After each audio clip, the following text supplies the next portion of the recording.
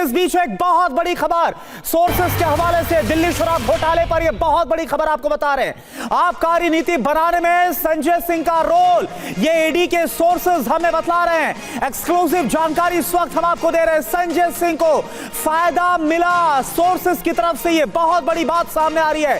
संजय सिंह के खिलाफ पुख्ता सबूत है, ईडी की तरफ से यह कहा जा रहा है, ईडी सोर्सेस बता रहे हैं। जितेंद्र शर्मा इस वक्त हमारे साथ जुड़े हैं। जितेंद्र, बहुत बड़ी बात है क्योंकि अब तक तो कहा जा रहा था कि संजय सिंह का कोई लेना देना नहीं, लेकिन पूरी पॉलिसी को फ्रेम करने में संजय सिंह का हाथ था, ईडी सोर्सेस ये बता रहे हैं। जी बिल्कुल, देखिए जो खुलासा अब तक हुआ तो साफ तौर पर पता चला है कि संजय सिंह लगातार जितने भी शराब के कारोबारी थे जो इस पूरी पॉलिसी के अंदर इन्वॉल्व थे, सभी के संपर्क में थे दिनेश अरोड़ा के जरिए।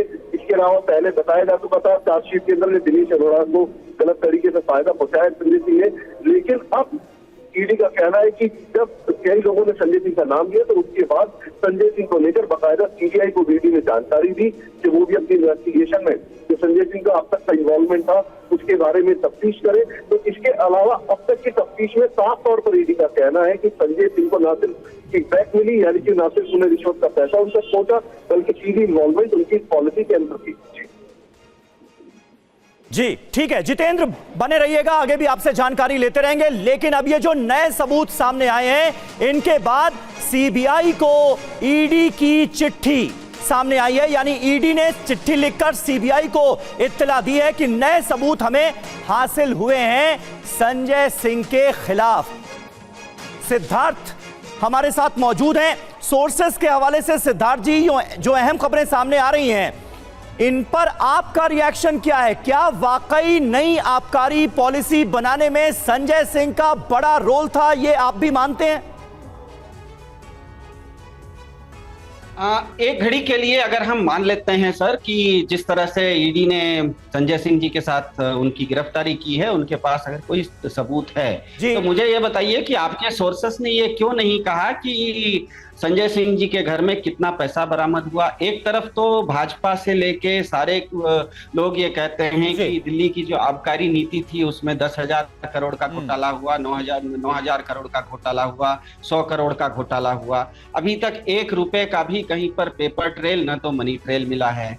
आज जो आप दिनेश अरोड़ा जी की बात करते हैं, दिनेश अरोड़ा जी भी कह रहे हैं कि कोई 42 लाख का कोई चेक दिया, तो वो चेक कहाँ है? चेक किसी को दिख नहीं रहा है। और दूसरी और सबसे अहम बात, हम लोग थोड़ा सा गंभीर व्यक्ति हैं, गंभीर व्यक्तियों को अभी बार बार ना अनुराग ठाकुर जी भी कह रहे थे और भाजपा के प्रवक्ता कह रहे थे कि इस मामले में कोई किंगपिन और सरगना अरविंद केजरीवाल है। तो अगर आप इस तरह का स्टेटमेंट्स देंगे तो क्या बृजभूषण शरण सिंह जी महिलाओं के साथ जो कर रहे हैं उसके सरगना भाजपा के प्रधान? नहीं, देखिए सिद्धार्थ जी, एक बात यहां समझनी होगी कि आरोप के ऊपर आरोप लगाना ये कोई डिबेट का सही तरीका नहीं। आप ये बताइए, अगर आप ये बोल रहे हैं कि ये सोर्सेस के हवाले से जो खबर है आप सवाल उठा रहे हैं, तो आखिर ईडी को भी सीबीआई को कोर्ट में प्रूफ करना होगा ना।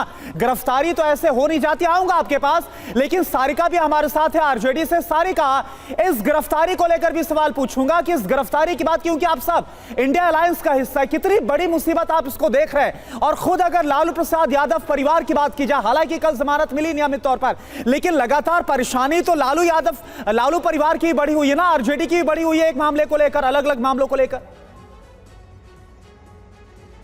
करुणा जी, भारतीय जनता पार्टी जब जब डरती है सीबीआई, इनकम टैक्स और ईडी को आगे करती है। भ्रष्टाचारियों की इतनी लंबी फहरिस्त है जिन्होंने भारतीय जनता पार्टी का दामन थामा है और उन्हें क्लीन चिट मिल गई है।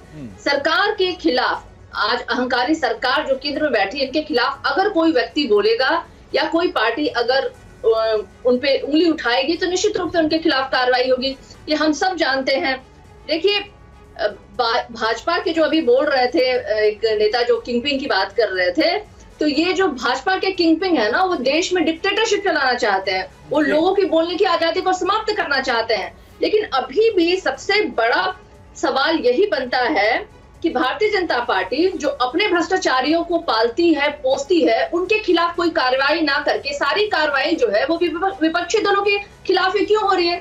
देखिए, कहता है ना कि दिया बुझने से पहले फड़फड़ाता है, और भारतीय जनता पार्टी की 2024 में जो देश से निकाला दिया जाएगा। यही कारण है कि वो आज इतनी बौखलाहट में अपने विपक्षों के खिलाफ इस तरह के कदम उठा रही है। ठीक है सारिका जी, जो बात आप कह रही हैं, इंडिया गठबंधन के तमाम नेताओं के बयानात इसी तरफ इशारा कर रहे हैं, वो भी यही कह रहे हैं। शाजिया जी, मुझे लगता है आपको इसका जवाब देना चाहिए, क्योंकि किसी भी पहलू के दो तरह के पक्ष सामने आते हैं, एक होता है कानूनी पक्ष और दूसरा होता है पब्लिक परसेप्शन। क्या आपको नहीं लगता कि इस मामले में पब्लिक परसेप्शन यह भी बन रहा है कि सारे ऑपोजिशन के लीडर्स के खिलाफ कार्रवाई हो रही है, जब वो कहते हैं कि भाई ईडी, आईटी, सीबीआई इन सब का गठबंधन हो गया है और ये बीजेपी के साथ है, इसलिए हमें पकड़ने की कोशिश हो रही। इस पब्लिक परसेप्शन का आप सामना कैसे करेंगे? समीर जी, सबसे पहले तो जो आरजेडी की प्रवक्ता ने भी बात रखी है, मैं उनसे पूछना चाहूंगी, जब पहली बार लालू जी चारा घोटाले के लिए, हाँ। तो नौकरी, जमीन के लिए नौकरी वाली बात है, ये दूसरा घोटाला है जिसमें जमानत मिल गई है, वो पूरी कार्रवाई किस सरकार के तहत की गई थी? क्या वो एनडीए सरकार थी कि वो यूपीए सरकार थी? इसका जवाब उनके पास है। अब अगर इतना ज़्यादा उनका चरित्र ही घोटालेबाजों का है और घोटालाबाजी ही उनका डीएनए है, तो देखिए वो कोई भी सरकार आएगी उनके खिलाफ कार्रवाई होगी, क्योंकि कांग्रेस सरकार के ज़माने में ही लालू जी के खिलाफ कार्रवाई हुई थी। दूसरी बात, उनको बेल मिली है, आपने इस खबर को भी बताया है, हम सब लोग पर जानते हैं। उनको बेल मिल गई, राहुल गांधी को बेल मिल गई, सोनिया गांधी को बेल मिल गई, संजय राउत को बेल मिल गई, लेकिन मनीष सिसोदिया को बेल क्यों नहीं मिली? सबसे बड़ा सवाल, कुछ तो होगा केस में। विपक्ष के तो ये भी हैं, बड़े बड़े केस ये भी हैं।